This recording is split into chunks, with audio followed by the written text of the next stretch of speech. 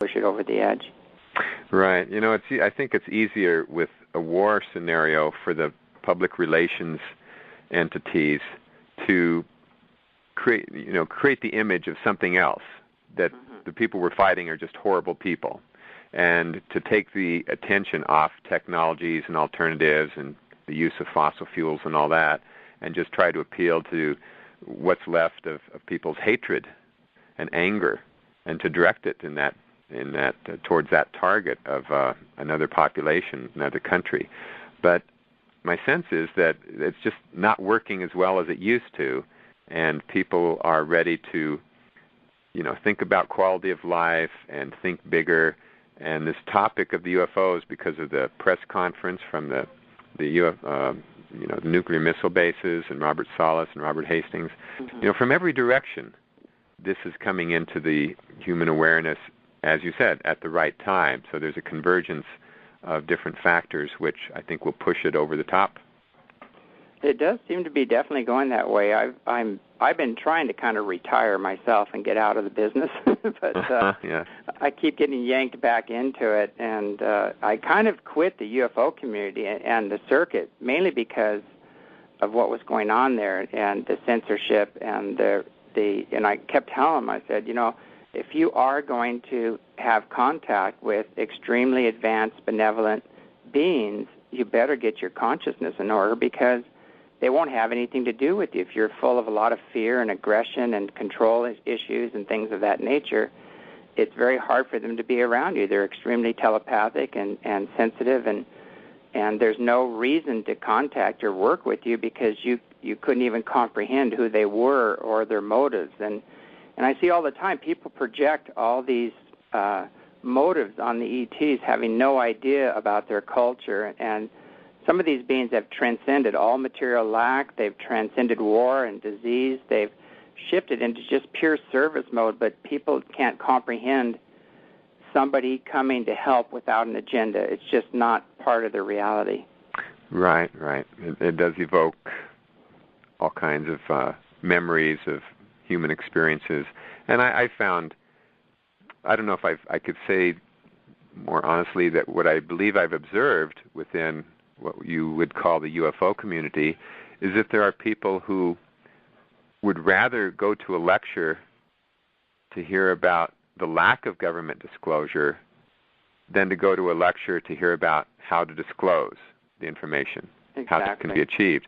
They identify with that whole topic as they like being on the fringe. It kind of makes them feel special.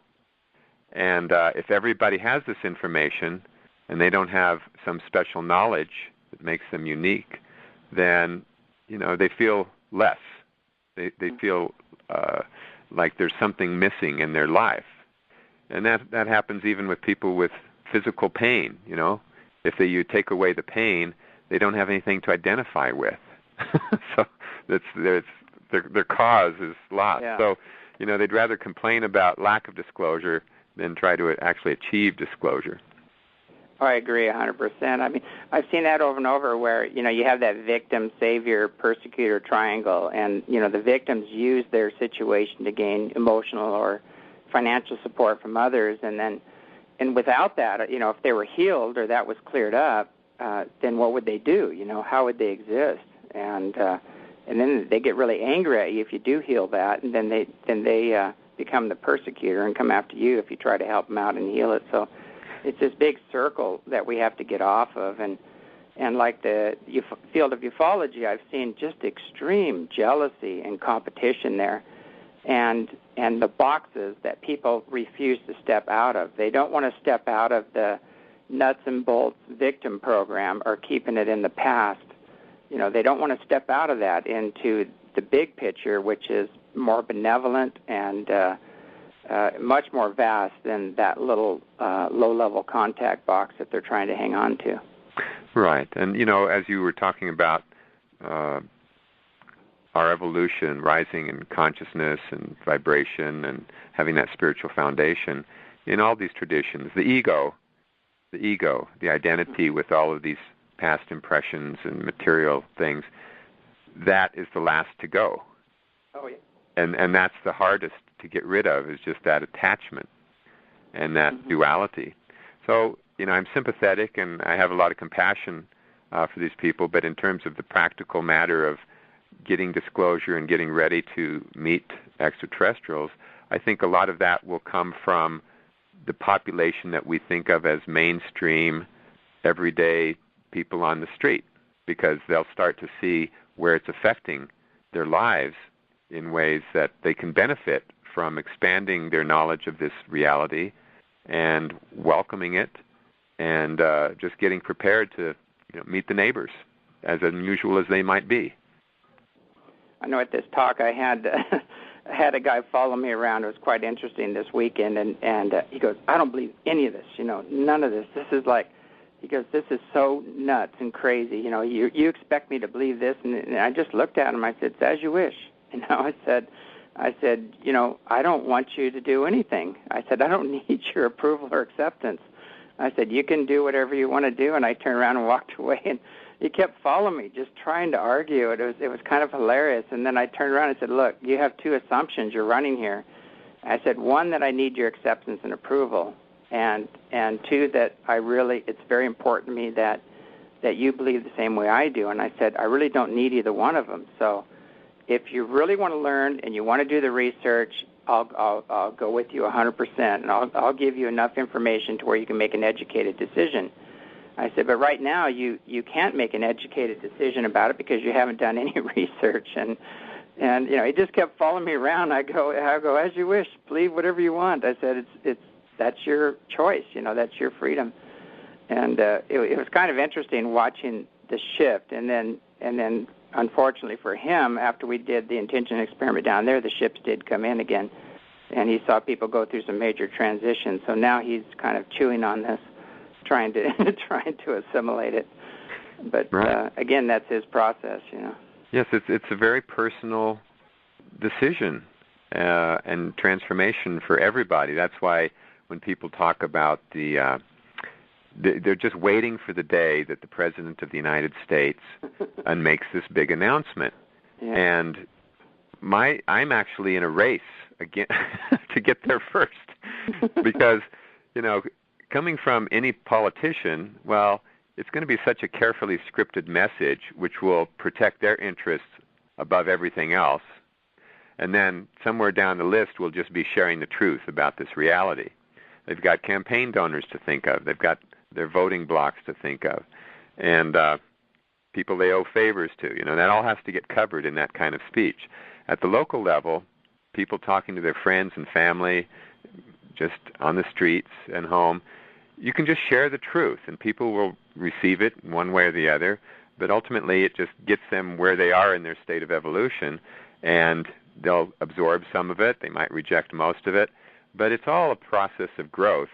And not everybody's going to be ready all at the same time to welcome the extraterrestrial craft so that there's a mass sighting and then we're kind of all at the same level and we all move forward in exactly the same way, because we're already at different levels, and there hasn't been anything in the history of our human race, where we've all accepted the same truth at the same time, and it's been the ultimate truth that affected everybody the same way. Just doesn't work that way. So yeah, the best we can do is to share what we know, to speak the truth as we know it, and not be too attached with the results. And we just keep moving. I always tell them my truth is flexible. We have these guys. It's quite interesting. The PhD guys, they come in and they said, "Well, I have a PhD, and I'm an expert in this field." And I said, "Really?" And I said, "Have you seen a UFO?" And they said, "No." And I said, "Have you ever seen one of the occupants?" And they said, "No." And I said, "Do you know anything about their culture or their beliefs or their drive systems or anything about their technology?" And they said, "No." And I said, "So I'm trying to understand, why are you an expert concerning UFOs?" Because he goes, "Well, I have a degree at Harvard or something like that, or whatever." I think they do teach classes there now, probably because of Bud Hopkins, but or John Mack, I mean. But basically, I just told him, I said, "Well, do they teach UFO there, anything about UFOs other than they don't exist?" And they said no. And people keep giving their power away to these people because they're so jammed full of all this recycled ignorance, and they haven't been able to get beyond the program, but they do have those little letters in front of their name.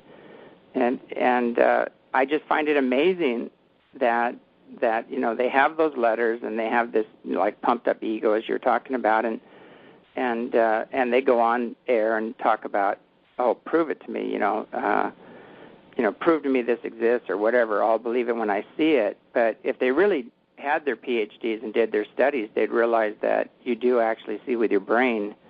And your eyes are picking up billions of bits of information, but your brain chooses what you see.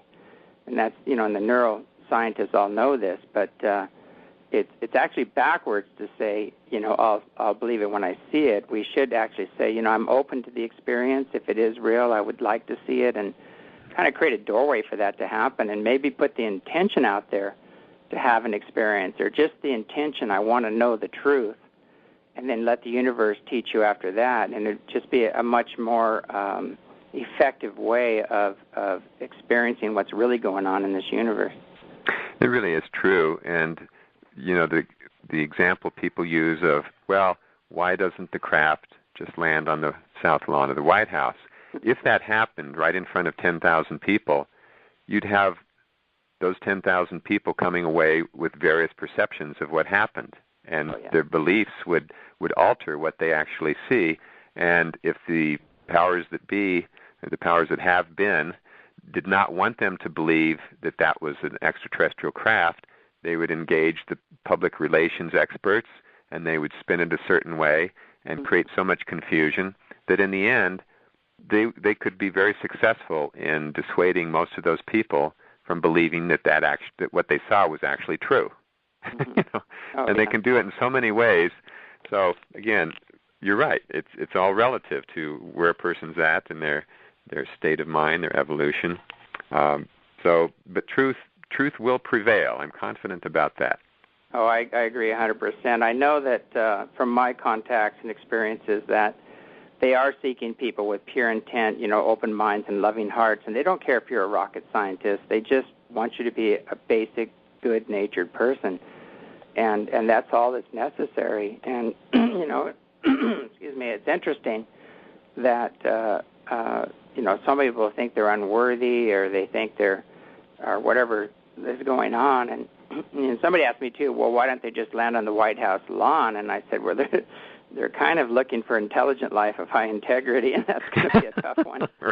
Tough one. Good answer. But because they would just say, okay, how can I gain power from this, or how can I make a profit on this? I mean, when they would land, they said, okay, what's in this for me?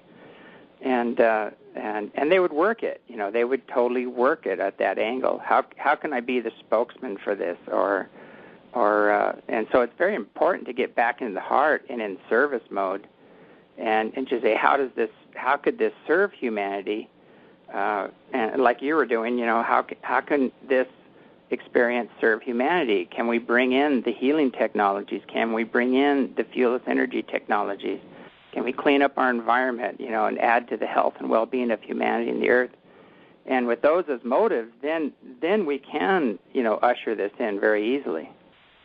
It's true. And whereas many other governments are starting to release at least some of their files, UFO files, in the United States, I honestly believe that this is the task for the people to do, that it's not even meant to come from the highest elected official, because as James Madison said, our fourth president, he said the